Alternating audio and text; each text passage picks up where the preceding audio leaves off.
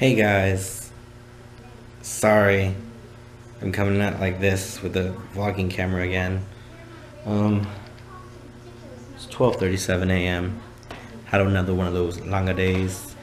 I will figure out where to get this perfect time to make these videos, but till then, hopefully, I'm thinking next week. No, next week's a vlog week, isn't it? Yep. Wait, next week's a vlog week. I thought I messed up. I'm a pro. Know what I'm doing. Okay, so this week we're doing a little something different. It's going to be, I'm going to see what projects I work on and community service and activism. And yeah, so I hope you enjoy. Give any critiques, comment below any critiques you might have. I'm presenting this next Friday in front of a committee for an event called Take Back the Night that I brought up last week. Did I? Oh, did I? If I did, good. If not, sorry.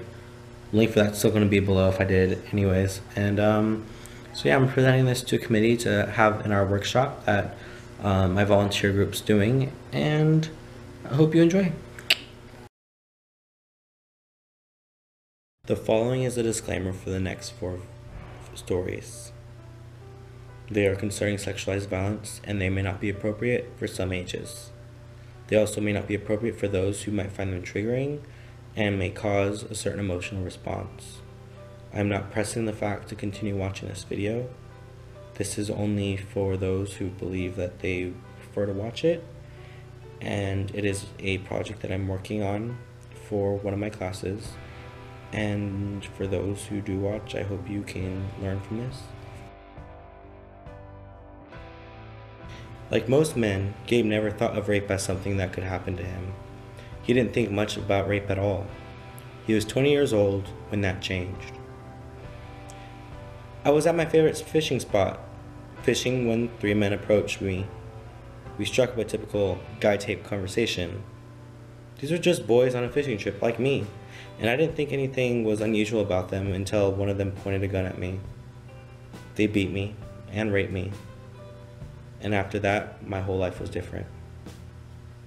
After his rape, Gabe was left with bruises and broken ribs, but his greatest burden was the memory of the rape, which he carried in silence.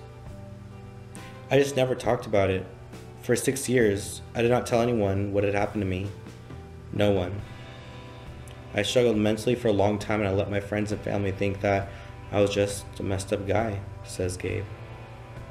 I had never heard a man talk about rape, and I just felt I was completely alone. But once I spoke up, I finally felt understood. And I also learned that I'm not as alone as I thought I was. This happens to so many more men and boys than people see. When I started to speak out, I was amazed at how many other men would speak out too. It reminded me this is an epidemic, a silent epidemic. I know that experts estimate that 1 in 6 men have lived through some form of sexualized violence. The more I learn, the more I believe it may happen even more than that. It is an issue that we are only starting to talk about. I remember the summer before the abuse began, running through the fields of goldenrod and phlox behind our house. I used to run through the fields and put the flowers in my hair. My mom used to say that I was so beautiful, even though she was allergic to them. She did not care about her allergies because she adored the way I looked with the flowers in my hair. This was the innocence of my childhood. I was almost 9 when the abuse started. I didn't view things the same, nor did I run through the fields anymore, or feel beautiful like I did before the abuse. I saw a psychologist when I was 14, and I disclosed to her about the abuse, and she told me that I was doing the right thing by telling someone about what I had endured. I kept that in mind after it was leaked out into the community and the school district. I kept that close to my heart when I was called a liar, when my head was smashed into lockers, when my hair was pulled out by my head, and when I got spat at. By the time I was 15, I threatened to commit suicide. When this failed to get the help that I needed so desperately, I finally did try to commit suicide during school hours. I was almost 16. My abuser only served 3 months for the 4.5 years of abuse that he inflicted on me. He now no longer has to register as a sex offender. I feel that justice did not prevail when I was younger, being that I was a minor. The court records were sealed. I was not allowed to be present during the trial, and I am angry that I am unable to read the court records to find out what was said in the courtroom in my defense. I have no one that wants to speak to me about the abuse or what happened to me when I was younger. I hear that I should just leave it in the past and not open a new can of worms, but now I'm beyond that. I just want to know the truth. I want to put this behind me and move forward through helping others that have suffered like I have. I want to find ways to change laws because sexual abuse is a premeditated act. Sexual predators seek out their victims in advance to build a comfortable and trusting relationship. I believe that the laws regarding sexual crimes should be stiffer. The whole reason I needed to find a place like Vera House is because I needed to speak. I needed to break the silence and bring this matter to the forefront. I intend to help society understand that this is a very serious crime that happens all too often. I was a victim for many years of my life, but today I proclaim I am no longer a victim. I am a survivor. My story is no better or worse than anyone else's. 4 years ago, I was raped by my ex-boyfriend in my own room. I'd been at a party earlier in the evening at my best friend's place, and all of my friends were there. I remember having 2 drinks, but feeling like I had more. It was later determined that something was probably put in my drink, though it couldn't be proven. At the end of the evening, my ex-boyfriend offered to bring me home since I was feeling ill, was disoriented, and unable to stand up and walk very well. My friends didn't think any of it, since they all knew him pretty well. What happened next, no one could have predicted. The man who I trusted with my life, who I spent the last 1.5 years with, who knew me inside and out, climbed into bed with me, held me down, and raped me. I tried to push him off of me, kick him, do anything I could to stop him, but I couldn't move any part of my body. To this day, do not understand, nor will I probably ever understand, why he did what he did. All I know is that on that night, in that moment, he forever changed who I am and how I will view the world. Since this is someone who I know and trusted, I was not able to verbalize what happened to me.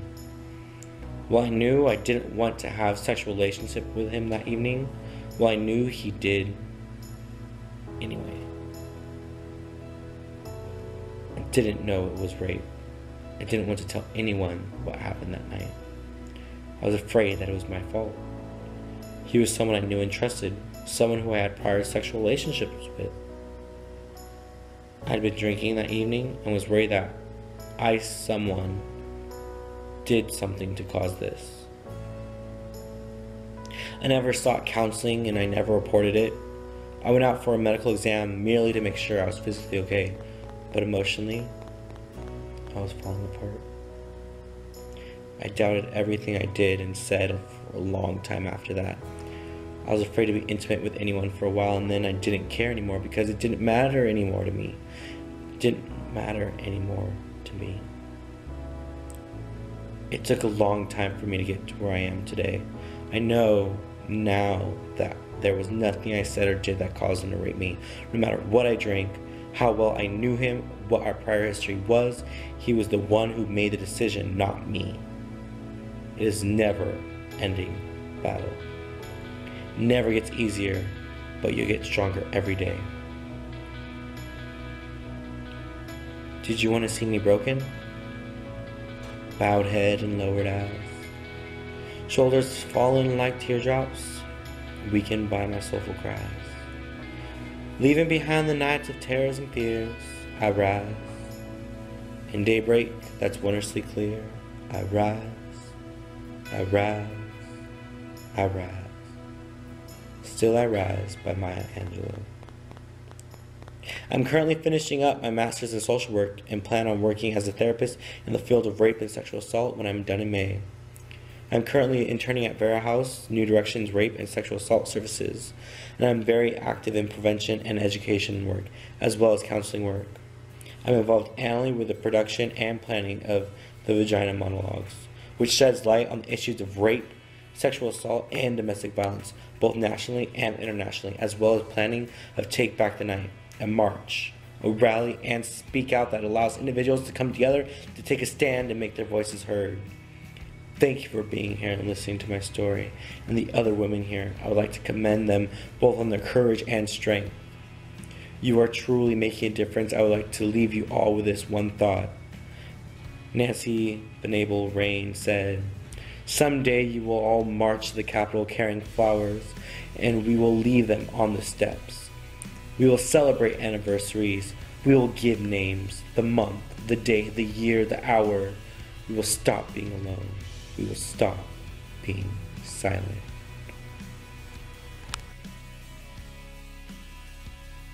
Alright, thank you guys again for watching. I hope you enjoyed it. I hope you found the message impactful.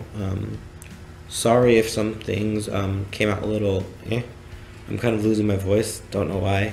Hopefully not getting sick. And I actually opened these stories and I was reading them. So as you heard them, it was the first time I read these. And the emotion I expressed to you is the emotion that I felt from these stories. And the very first thing at this top, it says, "We will stop being alone. We will stop being silent." And although I don't have a personal experience with this, it's still important to all of us to do something.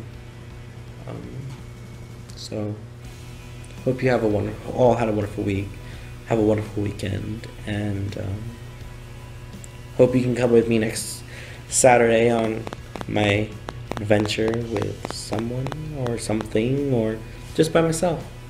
But I'll see you then, and stay beautiful and keep smiling.